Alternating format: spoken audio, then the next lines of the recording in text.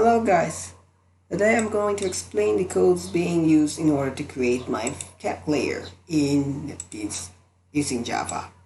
So right now, almost all the applets that you can find in computers, such as calculators, clocks, and notepads, use Java codes in order to run. And one of them we're going to show is the calculator. Calculator is a handy tool to solve math problems alike, or doing quick maths if you're going to take a budget on your whole account. So now, let's show you how I created the program of the calculator. So first one, I'm going to create the project here first. And then I'm gonna input the class. Then after the class, I'm gonna create a JFrame class. JFrame lets you design the interface, the graphical user interface of a certain program. This allows you to create the output design of your calculator or other apps that you come in handy in your mind. So before you go on with the codes, you have to design your calculator first, starting to put the text area, text field, there you go, text field.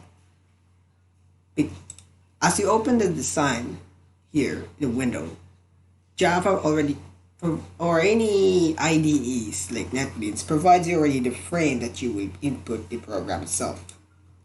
All you have to do is just design, such as text field, some buttons, and the like.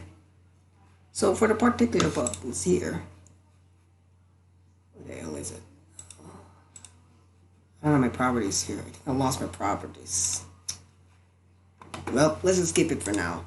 So anyways, in behind this, I name all my buttons button 1, button 2, button 3, button 4, and so on, as well the operationals such as the button add, button minus, button multiply, and the cancel.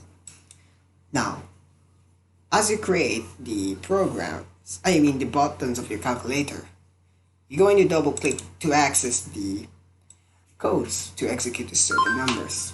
So right here is the button's executional code.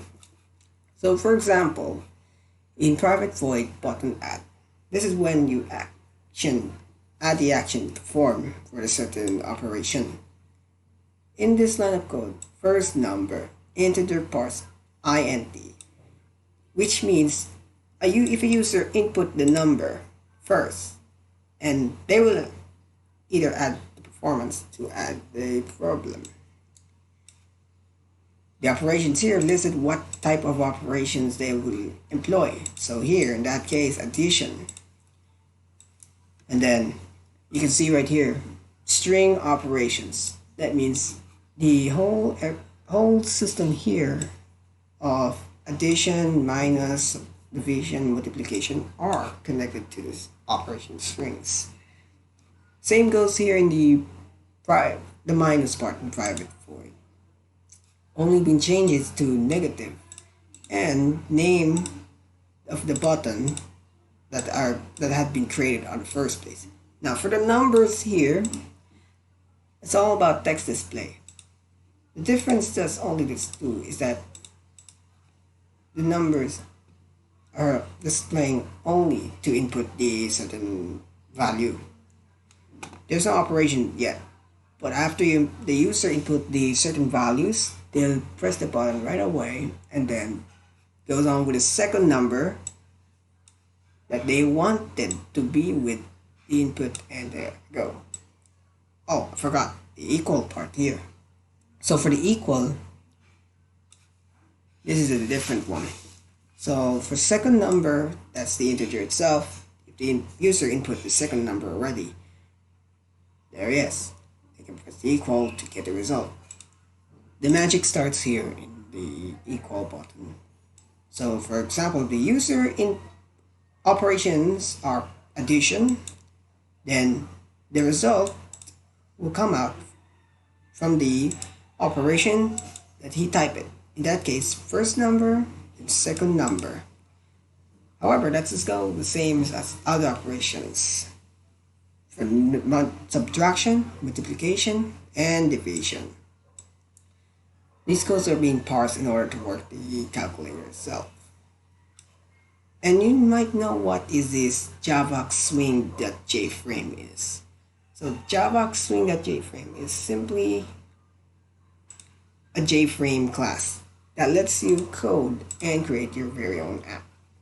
Of course, you can design your very own device that you want to. So the rest is just private javax. Do not modify, which means this one has been preset.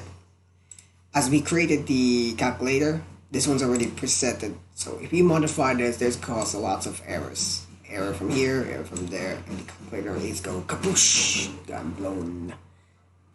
Alright, now let's run the calculator and see how the operation works. So when you run a certain Java frame, there's a provided application window here. So let's say if you run this thing, the Java will let you open this app based on the design that you created. And now let's say 2 plus 1, 3. But you can't. Well, you can cancel it for input of the next number. So 7 times 2 equals 14. Cancel again. Okay, that might be wrong. So you should be careful with inputting the calculator itself. Do not put any minus or this cause errors. So 1 plus 3 equals 4, right? It's good. So the error code here just shows that the user input something wrong there. And it throws out the error. But don't worry, it's all fine. As long as you keep on typing, and you can run the calculator on way. And where are we? 6 divided by 2. So if it's 3, boom, alright, it's 3. So what's the key point of this? The code's right here. It allows you to input the value of every amount from first number to second number.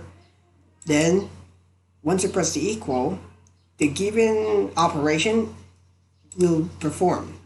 And since, like for example, 3 plus 9, the plus is the addition, and when the user input that and press the equal already afterwards, then the operation will start again, showing the result of the number itself.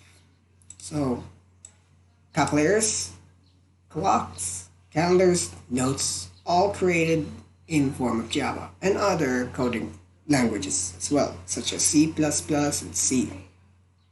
But for any reason, this is also as well we create in Java. So anyways, thank you for watching my video and see you guys next time.